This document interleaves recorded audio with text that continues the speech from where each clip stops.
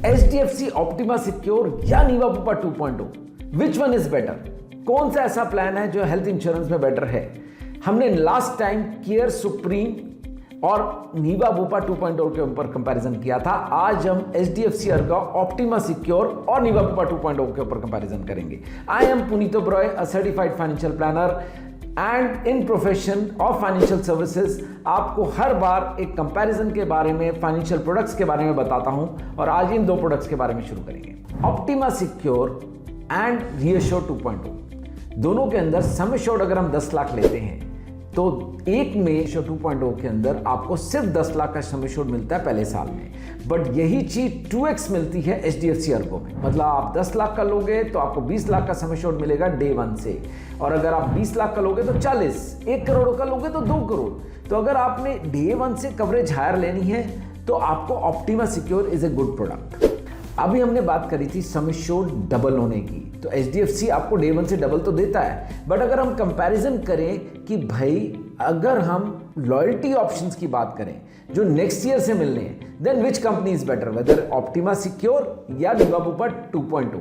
तो 2.0 में क्या होता है, मैंने लास्ट वीडियोस में बताया था कि 2.0 के अंदर 3 ऑप्शंस हैं, 3 टाइम्स, 5 टाइम्स एंड 10 टाइम्स। मतलब आपका लॉयल्टी ऑप्शन, मतलब अगर आपने 10 लाख का सम एश्योर्ड लिया है तो हर साल डबल होता चला जाएगा, और हर साल डबल होके वो 1 करोड़ तक जाएगा। मींस आपका सम एश्योर्ड 1 करोड़ तक पहुंच जाएगा 10 टाइम्स में। वेयर एज HDFC में वो 50% हर साल बढ़ेगा। मींस आपने 10 लाख का सम एश्योर्ड लिया, अगले साल 15 लाख हो जाएगा, उसके अगले साल 20 लाख होगा और वो क्लोज हो जाएगा। मतलब आपका सम एश्योर्ड मैक्सिमम 20 लाख तक लॉयल्टी ऑप्शन रहेगी। दोनों के अंदर लॉयल्टी है, नो क्लेम बोनस नहीं है। लॉयल्टी का मतलब है क्लेम लोगे तब भी बढ़ेगा, नहीं लोगे तब भी बढ़ेगा। मगर कंपैरेटिवली अगर लॉयल्टी ऑप्शन देखें और लॉन्ग टर्म के हिसाब से देखें, जिसमें आपको ये कि आपको इन्फ्लेशन को बीट कर सकें, 10 इयर्स के अंदर आपका सम एश्योर्ड 10 टाइम्स हो जाता है नीवा बुपा 2.0 में। थर्ड इंपॉर्टेंट पॉइंट है एयर एम्बुलेंस, जो कि नीवा बुपा में बहुत कम है। अगर हम नीवा बुपा एयर एम्बुलेंस लेते हैं तो मैक्सिमम कवरेज है 2.5 लाख, और वेयर एज अगर हम HDFC अर्गो में लेते हैं तो अनलिमिटेड है। और आज की डेट में air ambulance is needed if you are travelling somewhere, और कहीं पे कोई इंजरी हो जाती है, कुछ भी हो जाती है, आपको फ्लाई डाउन करना है। आज की डेट में 7 से 8 लाख रुपए खर्चा मिनिमम है, which will increase. So 2.5 lakh is peanuts. तो अगर एयर एम्बुलेंस इंपॉर्टेंट है तो HDFC Ergo good. Fourth important point है रीफिल ऑप्शन। सब में रीफिल बोलते हैं, किसी में रीअश्योर बोलते हैं। पर्पस क्या है इसका वो समझिए। Purpose of refill is that आज की डेट में आपको एक सम एश्योर्ड 10 लाख रुपए दिए हुए हैं। अगर एक बंदे ने 1 साल के अंदर, लेट्स से आज जून में पॉलिसी शुरू कराई और जुलाई में उसको 10 लाख रुपए यूज करने पड़ गए, उसकी फैमिली प्लान था, उसमें बच्चे भी हैं, फैमिली भी है, सब अनइंश्योर्ड हो गए। इसका मतलब पूरा साल पड़ा है उसका सम एश्योर्ड, अगले साल रिन्यू होने पर 10 लाख फिर मिलेगा। इस चीज को देखते हुए बहुत सारी कंपनियों ने ये रीफिल ऑप्शन डाल दी कि ठीक है आपका खत्म हो गया तो आपकी फैमिली को मिल जाए। अब ये इसको भी देखते हुए देखा कि यार दोबारा वो भी बंदा एडमिट हो सकता है, तो उस चीज को भी कवर कर दिया गया रीफिल में कि भैया सेम पर्सन सेम इलनेस भी मिल जाएगी। अगर वो बंदा वही बीमारी के लिए दोबारा एडमिट हो गया तो भी उसको 10 लाख रुपए मिल जाए।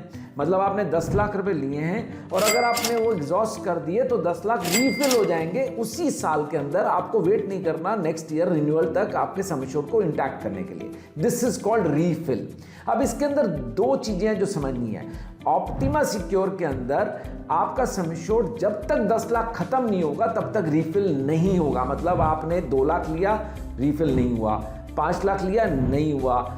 जब वो पूरा 10 लाख एग्जॉस्ट होगा, लेट्स से तीसरा क्लेम आपका का 10 लाख रुपए का, आपने अब आपको सिर्फ 3 लाख रुपए मिलेंगे, क्योंकि पहले आपने 7 लिए थे, 3 लाख और एग्जॉस्ट हुए, पूरा पैसा बाकी नहीं मिलेगा।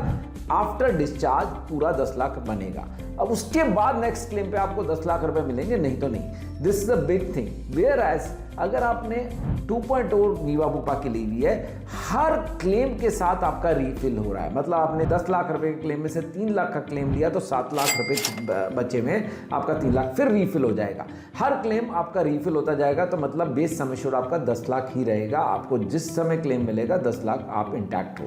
After every discharge you are refilled. So this is a big thing when you're buying a policy. Fifth point is waiting period. When you're buying a new policy, आपकी पॉलिसी के अंदर वेटिंग पीरियड्स होते हैं for certain things.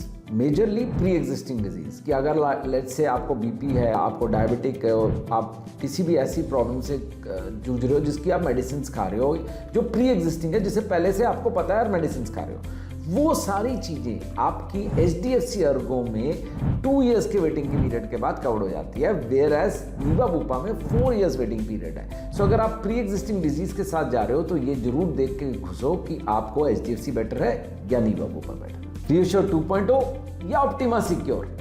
समझ आए दोनों products? अगर समझ आए तो लाइक, शेयर और सब्सक्राइब करें। Thank you.